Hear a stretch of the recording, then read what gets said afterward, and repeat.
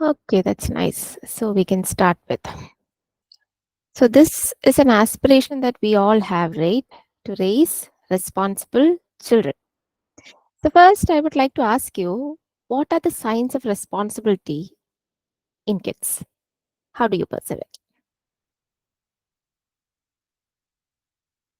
You can mention in the chat box or unmute yourself and talk. What are the signs of responsibility in kids? We always think like our children have to be responsible. So doing things without being pushed. Okay, that is nice. What else? Proactiveness. Okay. Responding when we call them. Of course, and that is not that it's so irritating, like, right, Vastana? Taking care of siblings. Okay. Nice. Age appropriate things. Like what, Hamna? What age appropriate things?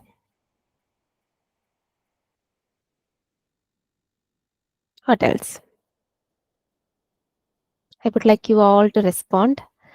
One way talking is quite boring for me. Confidence. Yes. What else? Understanding value of things and money. That is a part of responsibility. Not overspending money, right? And understanding its value. What else? Putting away toys after playing, washing hands and face after eating without being told. Okay, nice. Hanan. What else?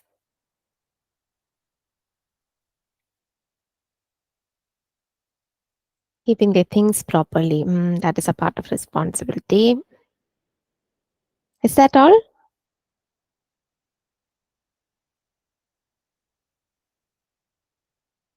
Keeping promises. Nice. Then what? Time management. Okay, so mostly when we talk about responsibility of our children, majority of the times we hear discussions about their studies. That is one thing. They have to be systematic in time management and in studying without being reminded quite often, and also in things that are related to daily routine or the family chores, right? So these are the areas that we parents consider very important too. Taking care of themselves, yes, Susna.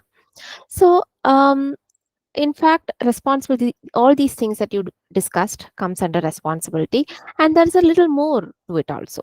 Okay, so let's discuss all the several branches of responsibility today. And in today's session, we'll be discussing these aspects: who is a responsible kid, the three reasons why kids appear responsible, and which among that is healthy, what is okay and what is not, because they are children and we need to have that right expectation from them. We'll also be discussing the responsibility pathway, that is the steps that you need to keep in mind to make them responsible, and the mistakes that we need to avoid from our end. Okay, so I'm Mariam, and I'll be taking you through the session. For those who don't know me, I am the co-founder of Crink. I'm a counselor, parent mentor, and also a mother to 4 children. Okay, so who is a responsible kid?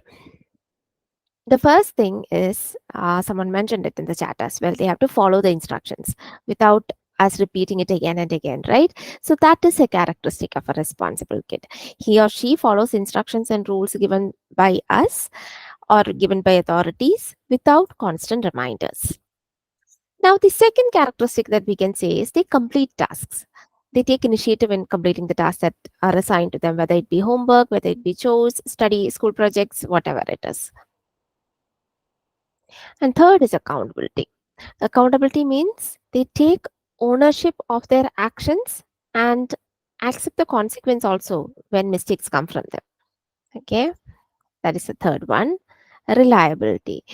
Responsible kids, they exhibit reliability in showing up, by showing up on time for commitments such as whether it be extracurricular activities, family functions, appointments, whatever. We can rely on them. Next is self discipline. And inside that comes time, managing time efficiently, prioritizing the tasks, and also staying away from distractions while doing something. All this will come under that. Respectful behavior. They show respect towards others, including adults, peers, and also they have a sense of empathy and consideration to others' feelings. Having an idea of things to be done without compulsion. Yes, Shakira. Happy to see you here, Shakira. Okay, then seventh is the problem solving skills. Responsible children, they demonstrate problem solving skills by independently they find out solutions to the challenges or conflicts that they are facing. They gradually move from a dependent stage to an independent stage in taking care of their own needs, such as dressing themselves, their hygiene, organizing their behaviors, preparing meals according to their age, etc. And helpfulness, responsible children show willingness to help others and contribute to the family, school, or the community that they are a part of. And the 10th one is honesty, being truthful in their interactions and in the choices that they make, even when it is difficult to become a part of, um, difficult to be honest. It is not so easy, right? To be honest all the time.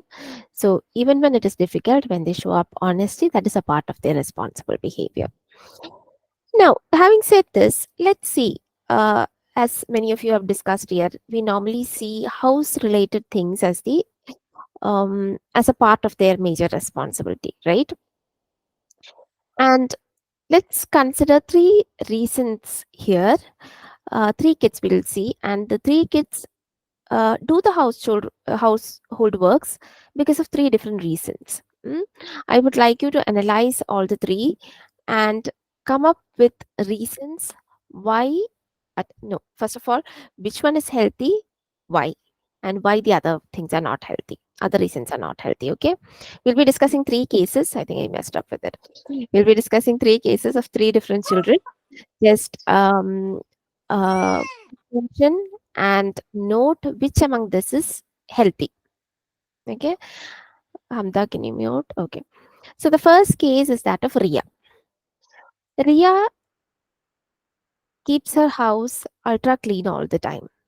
And the reason is that she's very afraid of her dad. Her dad wants a house pakka neat every time, and she cleans it because she doesn't want her to be scolded or punished. So whenever you enter Ria's house, you'll see everything neat and clear. The second is Rohan. Rohan doesn't want his mom to feel sad. She's already worried about a lot of things, and he's worried how his mom works day and night at home and also in the workplace. Even at times, Rohan cries endlessly in some of the nights, thinking about how his mother is taking the things forward, how busy she is. Mm.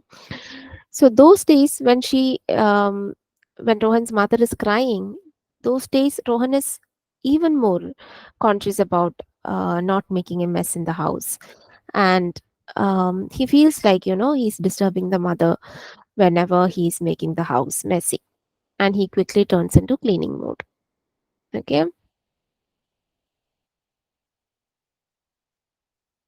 There is no way by which I can raise the sound. I'm sorry. What about now? I can just keep the mic close. Everything is okay at my end, Mariam, but someone is messaging me saying that the voice is low. Oh, just see whether you can put it in, whether you can use a headset or oh, this is not Teams, right? And Teams has an issue with turning on the speaker. So here you can just try putting on a headset if it's not working. Okay. Okay, Noorlain Febin. So this was the case of Rohan.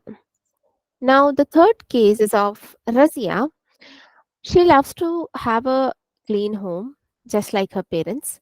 And at times when she gets into too much play, she forgets cleaning up and sleeps in the messy room. And when she remembers, she does it.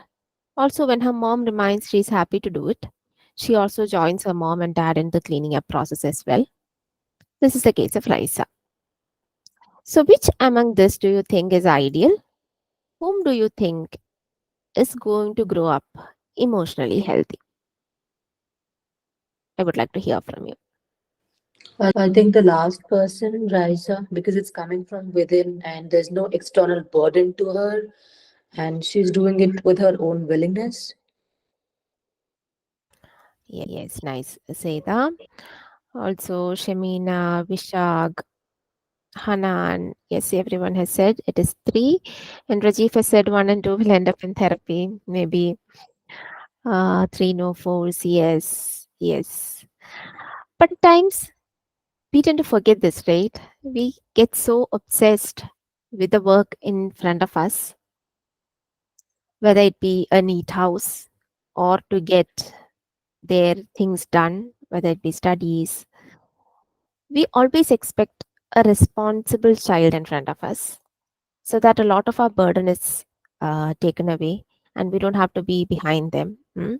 That is a need. Of course, when we lead a busy life, we cannot keep going behind them every now and then and ask them to do things, and it's so irritating. But then, when that boundary is crossed, and the boundary by boundary, what I mean is when we get into the habit of correcting them in a wrong way, then it ends up um, giving them a completely negative impact in a long run. In the first two cases, you can very well see that they are always walking on eggshells. It will affect their mental health, right? Will I make my dad angry? Will I get punishment? Will I make my mom sad? This will be the thought that is continuously in their head. And one day, when they receive the strength to tolerate this punishment or this emotional blackmail, they just turn completely into I don't care mode. That is why you see, like when you keep kids, when you keep on forcing kids to do something, initially it works. They are driven on that, but then once they get that control of the force, when they are able to tolerate it, they just get into I don't care kind of attitude. Also, in the first two cases, they learn to less prioritize them and they get into the habit of serving others more and more. If you look into our childhood, also, those who were brought up by parents who are very strict on these things, we always have a tendency to, care about what will the other person think. This is what they want. So let me please them. Not exactly pleasing, but let me, not disappoint them.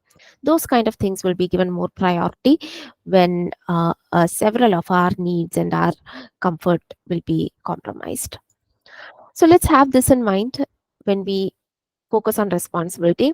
And responsible kids act as they are because they are responsible and not because you are forcing it on them or not because they fear punishments or emotional blackmail.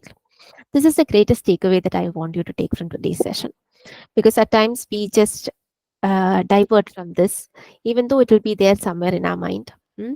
So I want you to focus on this on the primary place. With punishments and emotional blackmail, you can drive them to a certain extent, but after that, you completely get a child who never minds. Mm.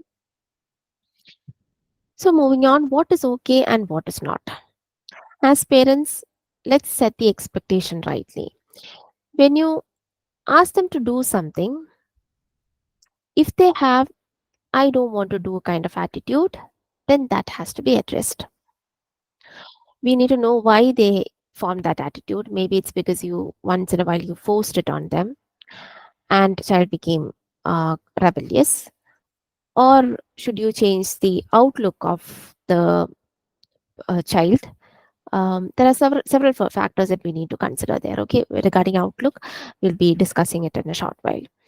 But forgetfulness, getting involved in what they are doing, like their play, reading, just getting lost in the things that they are doing, or even just feeling lazy once in a while, all those have to be accepted. We need to give space for them. Agree? Are you with me?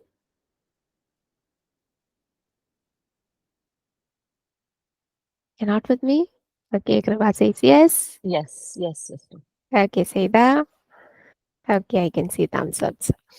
And in case of forgetfulness or getting carried away in what they are doing, all they need is warm, loving reminders, which will slowly get them onto the habit of doing it. Hmm? Okay, so now before getting into how to do this with children, how to get them into the habit of doing it, those we have prepared a downloadable which carries age-wise responsibility metrics. That is, a few of you had asked me at what all age you can expect certain things from the children. So we have made it into a PDF and we'll be sharing it by Monday or Tuesday. So those who want it can, Shruti, you're posting the link, right? Those who want the downloadable can fill the form that will be sent now in the chat box. That is age-wise responsibility metrics, where you'll be given the age-wise responsibilities that you can expect from your children and you can slowly guide them into.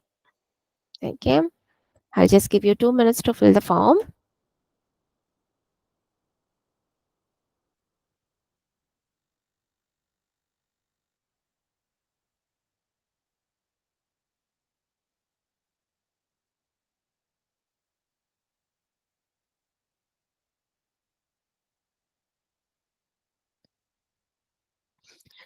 At times, I get into the speed mode. If you feel that I'm going very fast, please feel free to mention that. Um, it is saying you don't have the permission to fill the form. Okay, Jeffna, can you please address that? Yeah, it's the same with me as well. It's asking me to log in, Okay. sign in with a Microsoft account. Okay, just a second. Yeah. Okay, I guess we can come back to that while we can move ahead. So this is what is okay and what is not okay. This will help us set the right expectation with the children. Let's give them that space to be kids. Okay. Now, how do we know we don't have Google form, Ansha, but it's easy to fill. You don't have to log in. Just wait a few more minutes. Okay. So how do we get them into the habit of doing this? That is the question. Next, let's explore um, 5 or 6, I guess, six aspects of raising responsible kids. The first one begins with the outlook that we were talking about. Responsible behavior, it starts with how we view the world and our role in it. A positive outlook definitely leads to responsible actions, right? For example, regarding house chores, if a boy has an outlook like, these are the tasks that are to be done by a girl, then he won't be doing it. When a problem is there in front of them, if they feel like, or if they have a self concept that I can't solve it, I'm going to make it worse, then they won't be able to solve it. In the first place, they'll assume that I can't do it. Don't have Microsoft account. It doesn't matter, Fasla. Please wait. Jeffna is working on it. Jeffna, once it's okay, please mention in the chat box. Okay. So the outlook plays a major role. Mm. So the general outlook of our life and our self concept, how we see ourselves, that also matters here. What they think and believe about themselves, that is what forms as a part of their outlook. And as parents, we need to have an influence into how they view the world. Second is daily habits. Responsible behavior is normally formed over time. It's not an overnight magic. I know parents who try to set chore charts with the children and focus on something like this, like, from the next week, I'm going to be Paka all right, doing everything very responsibly, right from the moment I wake up in the morning to the moment I go to bed, I'll be doing everything systematically and make a list of chores that are to be done. Maybe they succeed for a few days, but then after that, it's lost because that is not how responsible behaviors are formed. It doesn't happen overnight. It is a result of daily habits it happens over a time period. So our habits play a significant role in how we behave, just like that. Okay, so engaging your kids in consistent, responsible actions on a daily basis or on a frequent basis, because that is the thing that reinforces that behavior. After you engage them in small, frequent, responsible actions, then slowly over a period, it becomes their natural action to the situation. So, a 10 minutes of cleaning time every day would help more than 2 hours of cleaning time in 2 weeks. So, when you leave to a place, make it a frequent habit to watch the clock and get ready early so that over a period they get into that habit. And there, how we lose it is we know that we need to train them to reach somewhere on time. And we get so obsessed with the clock. And instead of training them, we just break them. So that is where we need to be very careful of. And daily habits, frequent or daily habits with the right expectation that it is a responsibility, um, is something that will be formed only over time with that right expectation. If you can set daily or frequent habits, then that is going to work. Okay, I'll give you 2 minutes. Jeffna says the form is ready. Those who want the download can go ahead and fill it. In the download, we'll be mentioning age-wise responsibility metrics. According to your age of your child, you can have the list of what all things you can train your children in.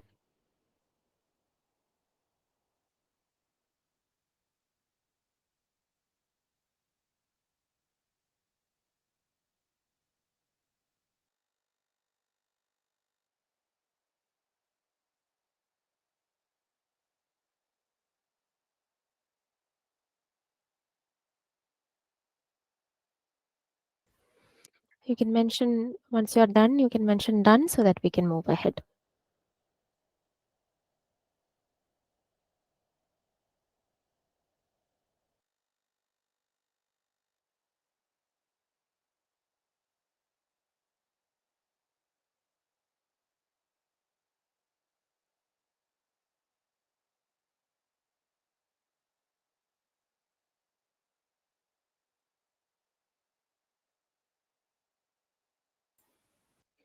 Aisha, once you fill the form, we'll be sending it across to you in a couple of days. By Monday tomorrow or Tuesday, we'll be sending it across to you.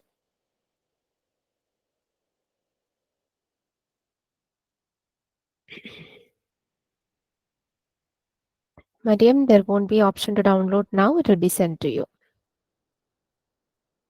Okay, someone is asking for the link again.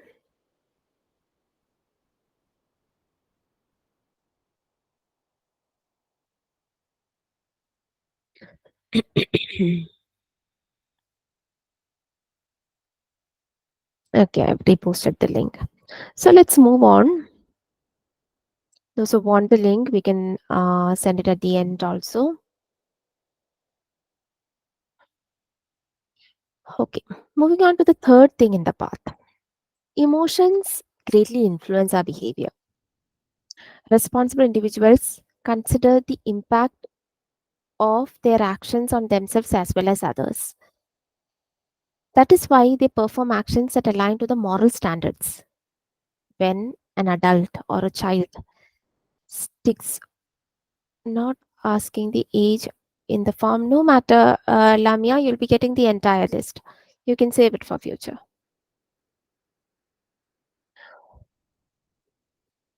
Um, where I okay, okay. So yes, feelings.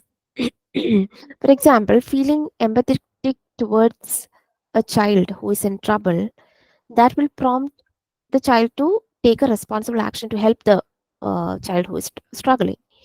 Or on the other side, feeling frustrated when you nag your child to keep the house clean or do the homework, that will end up in them not doing it because they are not feeling good.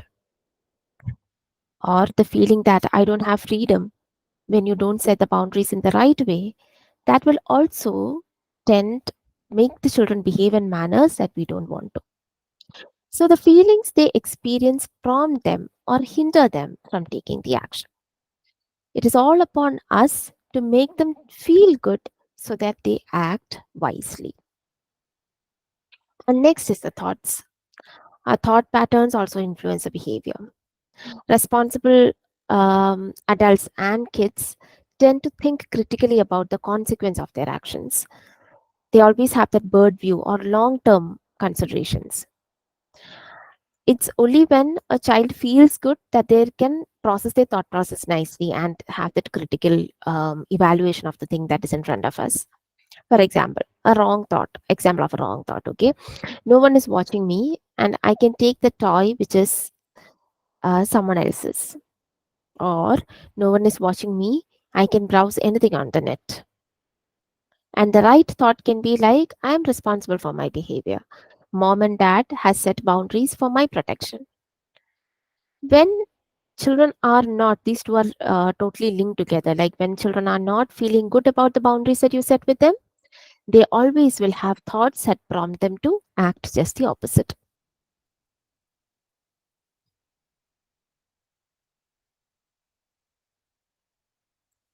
Now, all these ultimately lead to the action that they take, whether to take the toy that is there or to browse the wrong things inside, to clean the home or not. This action is the result of the outlook they have, the daily habits, feelings, thoughts.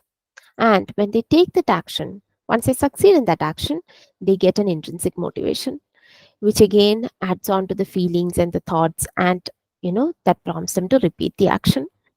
So this is the pathway to raise responsible kids.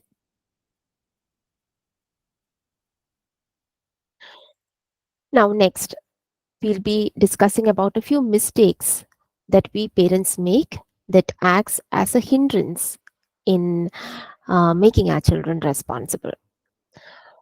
So before getting into the mistakes, I would like to have a few words about Crink. This is an initiative of Crink, and we provide personal mentorship to parents. We hear a lot of programs and trainings for children. That is quite common. Where we stand different is we train parents with the personal mentorship plan. And why we do that is because once we train you, you can build an influence over your child, handle their emotions rightly, use positive correction techniques instead of nagging, shoutings, and punishments. And also, we help you handle stress, anger, and a whole lot of other things. And with these, you will be able to set a positive outlook in your children, set daily habits with them without that power struggle, to make your child feel good and develop positive self concept, and thereby um, having an influence over the thoughts that is going in their head, and that will result in acting, having a child who acts responsible. So all these services are on one-to-one basis, so there is no worry that you have to share your concern in public. You get personal support, which is very useful because every family is different, and the challenges that you go through will be different from your fellow parent. So we help you create peaceful families if this is something that you want in your busy life to set your parenting right. Then you can you can message in one of the numbers that will be posted today. Shruti and Jeffna, can you please post your numbers? Okay. Now we already explored a few mistakes that we parents make that will prevent kids from being responsible. We'll check a few more, and the first among that is overprotecting. Overprotective parents, they shield the children from facing challenges and also from taking responsibilities. And this will hinder their development, especially in problem solving skills and also becoming independent. When we constantly interfere and do things for the children instead of allowing them to do it independently, then uh, taking up responsibility will not become their habit. Sorry. And the second is inconsistent expectations.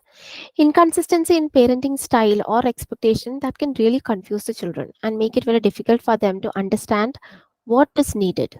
How should I behave? For example, at times you'll be very good at them. At times you'll be super angry. This again creates a lot of confusion in children. So with Crink support, you can set your parenting style also to the right way. Overusing rewards. Spoiling children with material rewards without focusing on the intrinsic motivation that we talked about, that is another mistake that we need to avoid.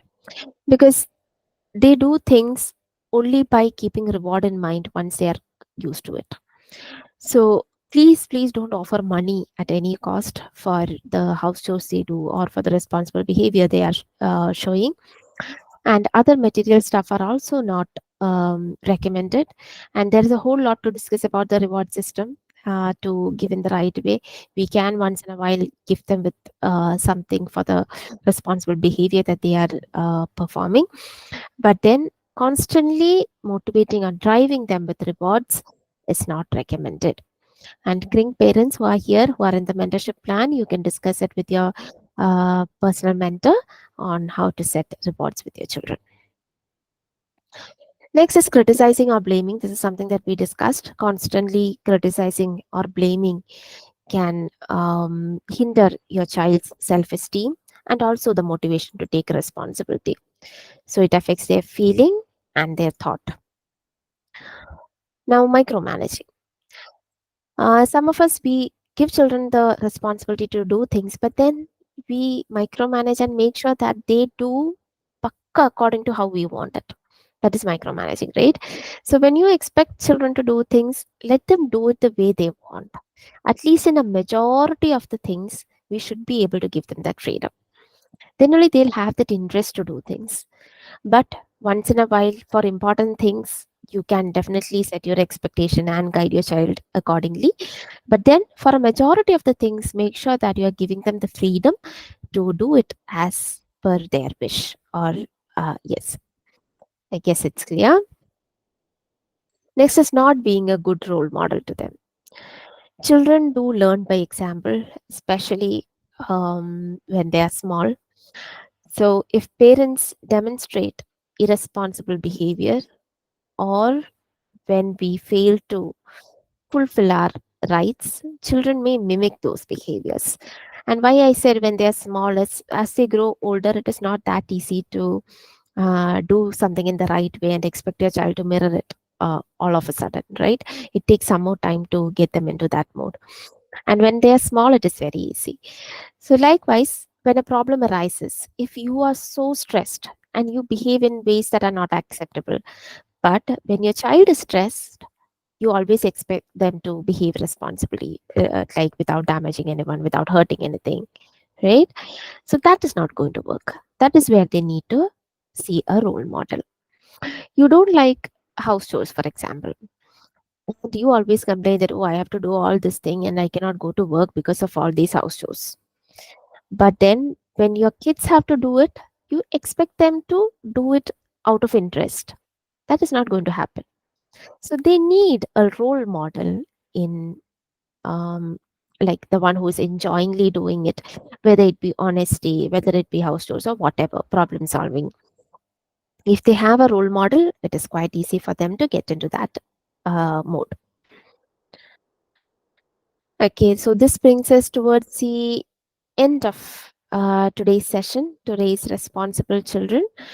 You can reach us if you have any concerns related to parenting in the number that Shruti has posted towards the end. We have the team of parent mentors to guide you in the area of parenting. If you have any doubts regarding the session, you can ask now. And thank you all for joining. Thank you, Bustana. My pleasure. And those who follow us in the social media platforms, there's a lot of value content that we post related to parenting that will be useful to you. Any doubts? Thank you, Febin, Saliha, Hanan.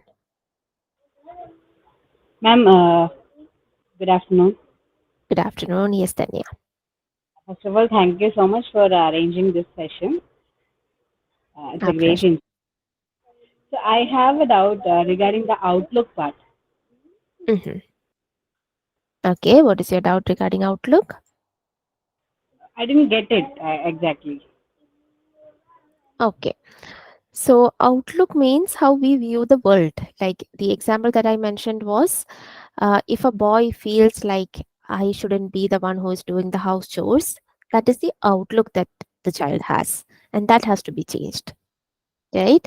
And if a woman feels like, the same example, if considering as adults, in the last example that we discussed, if a woman feels like I shouldn't be doing all this house chores, I have to be working somewhere, that is a outlook that we need to change. Like, I mean, women can work, but then at the same time, we need to take care of the other responsibilities as well, right? So everything depends on the outlook that we have. If we feel like honesty is not something that is practical, I cannot make it practical, or that is we can, trick people and get things done. That is what I want. Then that is a fault in our outlook. Am I clear? Okay. Yes, yes, yes. Got it. Thank you. Thank you, Dhanya. Ansha, Kripa, Vishag, Henna, Nisriya, Shahina, thank you. Thanks a lot for joining me. Hope to see you in some other session. If you have any doubts, I'll be here for another couple of minutes. You can ask it in the chat box, or you can unmute yourself. Thank you, Anisha. My pleasure. Okay, Vasana. Thank you. Mariam, Sure. one doubt from my end. Okay, Saliha, go ahead. Yeah, when we have, for example, I have 4 kids, and one of them is a bit hyperactive, or he is always very active, and it's hard for us to get things done from him. Mm-hmm. And he always looks to get some reward. Like, he asks me, like, I want to buy an ice cream, or I want to get a pencil, and those kind of rewards he's expecting whenever I'm asking him to wash his own plate, or fold his clothes. So how do we actually manage that kind of a person amongst multiple kids? And yeah, Okay. that's one question. Okay.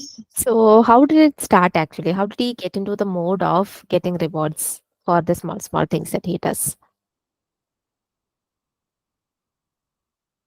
It might have come once or twice from the parents end itself, that once in a while we might have gifted them something. Mm-hmm. Normally, it happens not with just once in a while gifting, but then when we offer a reward for a particular task that the child do. Okay, so it is better not to get into that mode on the first place. And once you got into that mode, you need to reverse it. Like, if you have a good relationship with the child, if your bonding is strong, you will be able to convey to the child that no, the reward will be there, but not now. Let's discuss about it after some time. This is a part of your responsibility. That is the impression that we need to give. And also, Saliha, if the child is hyperactive, are you addressing that? Yes, yes. We had, counseling from the Crink, and we had addressed a couple of things, and later on we went on with the physical nearby the location. So I'm continuing on with that. Okay, nice. So don't stop that. Just continue with the intervention, and you'll be able to motivate them internally. Yeah. Like, just Thanks to Crink. restart it. Yeah, thanks to Crink, because the initial phase was very tough for me to handle, and Crink had helped a lot with the personal mentorship. Okay, very happy to hear that, Saliha. Okay, Lamia says thank you. Hasina Banu, thank you. Expecting the recording of the session. I couldn't join from the beginning. Yes, hopefully we have recorded. Hopefully recording will be there. Dreamer girl, what's your name? My kids are irresponsible. They are 5 and 8, and I made many mistakes. May I know your name, please?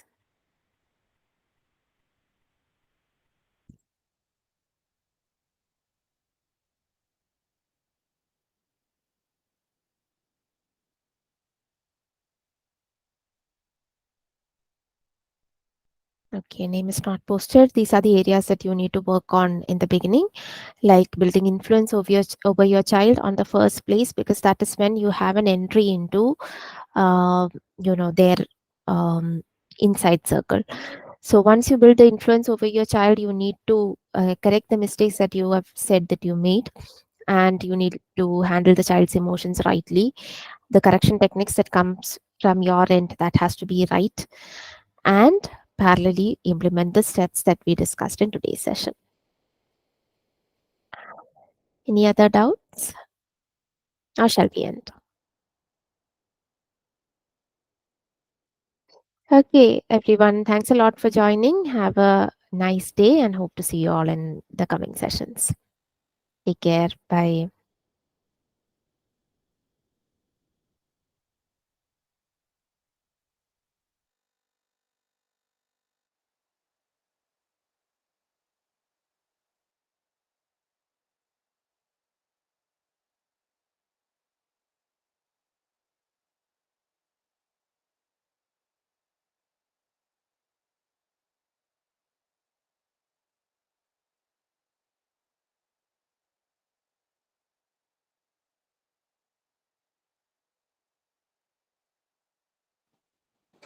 Hi, anyone knows where will we get the recording?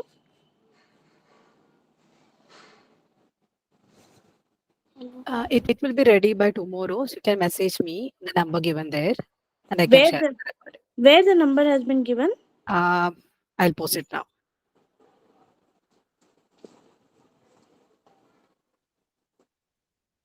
Just WhatsApp me tomorrow, and I can send you the recording. Which number? Thank मतलब you. Jefna Jahan Shruti. Whose number? Yes. Yes, any of the number. You can message any of the number, and you'll be getting the recording tomorrow. Okay, Shruti or Jefna Jahan, right? Yes. Yes. Okay, thank you so much. You're welcome.